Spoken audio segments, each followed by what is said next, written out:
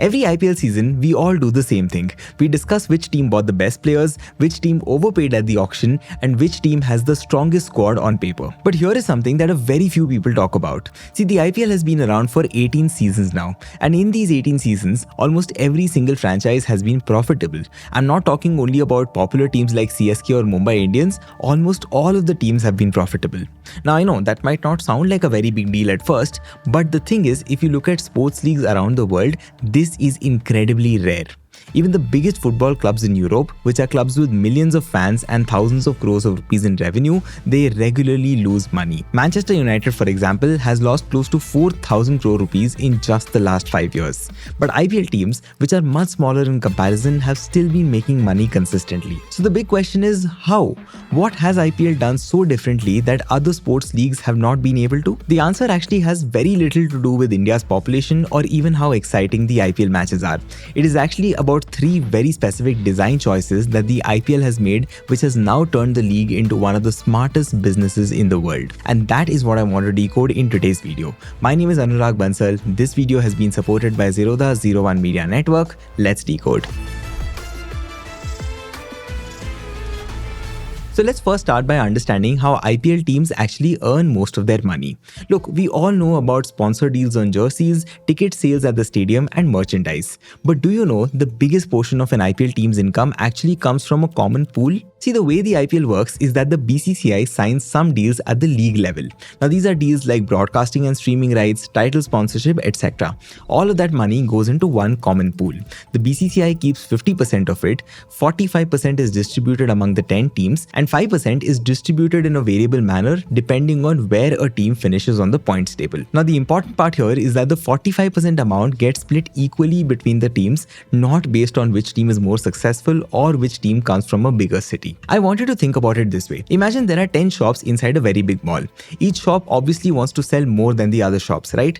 But all of them also require that the mall itself stays popular and crowded, because if fewer people come to the mall itself, every shop suffers, and if the mall becomes popular on the other hand, every shop benefits regardless of which shop is actually slightly better than the rest. Now, IPL teams work in a very similar manner. Yes, they are competing on the field, but off the field, a very large part of their income is actually dependent on how strong the IPL as a league itself is, not how strong their individual team is. Let me tell you some numbers so you can understand all of this better.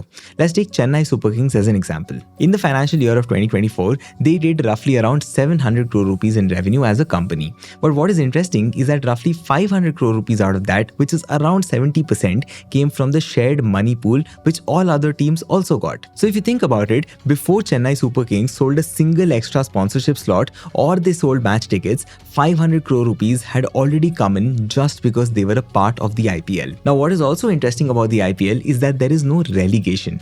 What does that mean? Basically, in some football leagues, like the Premier League in England, if a club finishes at the bottom of the table, it gets dropped to a lower division. For example, a few years ago, a club called Leeds United got relegated.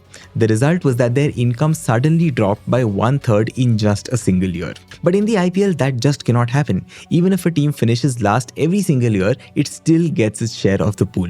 The team has a permanent spot, and that spot itself is worth hundreds of crores. So that was the first thing about how IPL is designed as a beautiful business model. But that said, earning good money as a business is great, but it is only great if a business actually manages to keep costs under control, right? That is the second biggest problem that the IPL has solved. But before that, I keep getting a lot of messages asking how I write my scripts for my videos. Let me share with you one tool that I really use almost all day to make sure that my scripts are nice enough. It's called Whisperflow. So Whisperflow is a voice-to-text tool that converts everything that you say into well-formatted, usable text that you can send to anybody. It works across all your apps, almost like a keyboard replacement that gets activated in any app that you open. Now, before you say that your phone already has a voice-to-text mode, or that you have Siri, or you use the voice-to-text mode on AI tools like ChatGPT or Claude, let me tell you the difference. See, Whisperflow actually learns how you specifically talk over time. It learns the words and the spellings of the names that you commonly use, so the more you keep using using it, the better it gets at understanding you and your language. It also has a dedicated app where you can manage all of this.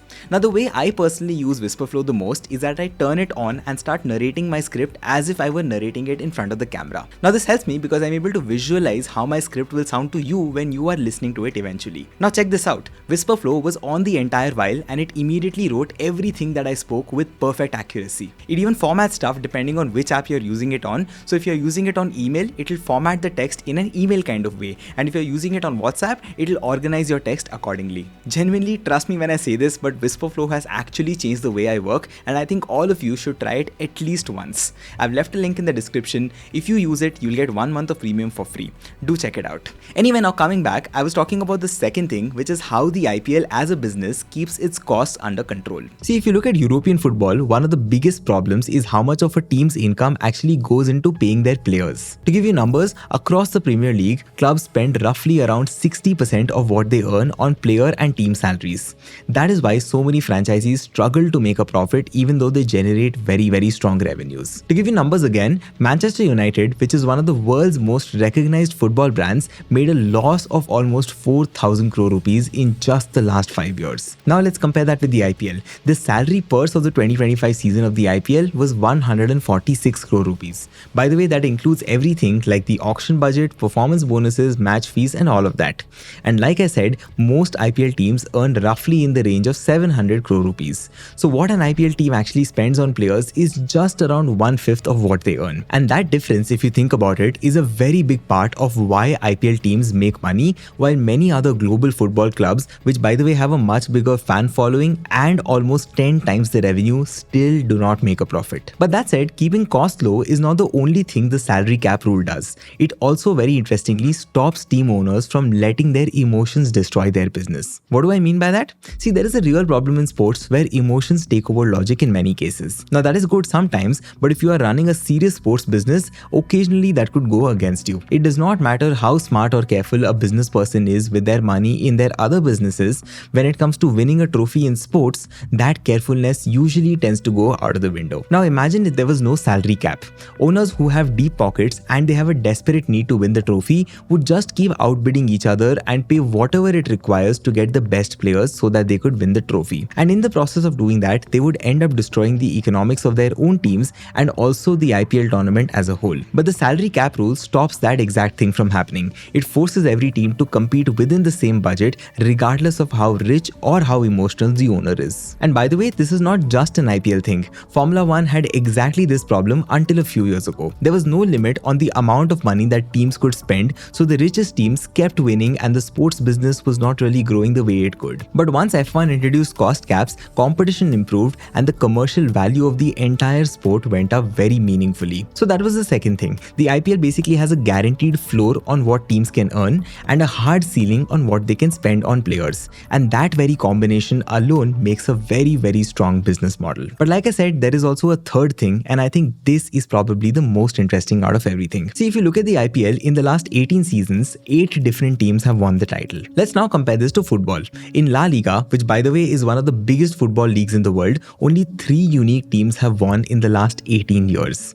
And in the Premier League, just 5 different and unique teams have won. Now mind you, both La Liga and Premier League have 20 participating teams. But IPL, with just 10 teams, already has 8 different and unique teams that have won the tournament. Now I know some of you might say that this is just coincidence, but I think 18 years of data, and that too for a high profile tournament like IPL, is much more than enough to prove that this is a design and not at all a coincidence. Let me also give you an example to show this. Let's take RCB. Their fans went 17 years without a trophy, which is a very long time. But in almost all of those years, there was always a very good chance that RCB could win the trophy. In many years, RCB made it to the playoffs, and many times they also made it to the finals. Now compare this to supporting a team in a league where the same 2 or 3 clubs keep winning every single year. Now in that situation, most of the fans know deep down that their team is not going to win. And the thing is, when fans lose that belief, they also stop caring much about every single game. Only a very few high profile games start to matter. But if you look at the IPL, because any team can realistically win at any point in time, the hope stays alive across 10 different cities.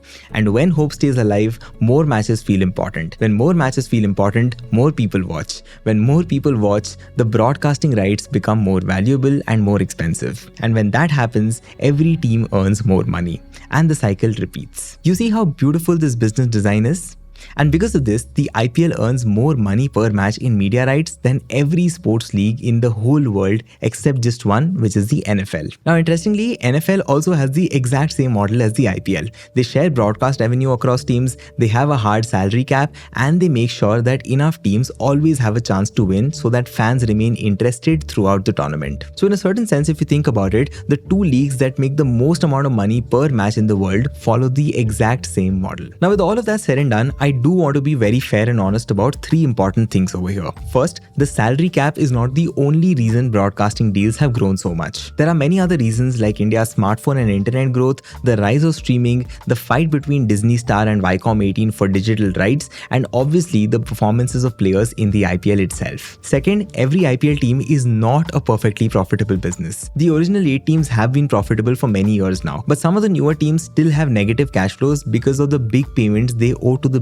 BCCI for their franchise rights. And third, while the fixed payment from the common pool is a very big advantage if you are looking to build a stable business, this also means that some teams have become over-dependent on it. So as a result, a lot of teams are now starting to build their own second sources of income. Things like merchandising, content, and year-round fan engagement have become very, very important to them for this exact reason. But despite all of that, look at how the market sees all of these assets. In 2021, 2 new teams were sold for 7,090 crores and 5,625 crores. In fact, what's really interesting is the kind of returns that these new team owners have already made. CVC Capital, which bought Gujarat Titans for 5,625 crore rupees in 2021, recently sold 67% of the team's stake for 5,000 crore rupees. So in some sense, they have already recovered almost their entire promised investment amount, and they still retain 1/3 ownership stake in the team. Apart from that, there are also talks of big global firms like KKR and Blackstone who are wanting to buy IPL stakes. Now mind you, that kind of crazy interest can only come when a system is hard to get into,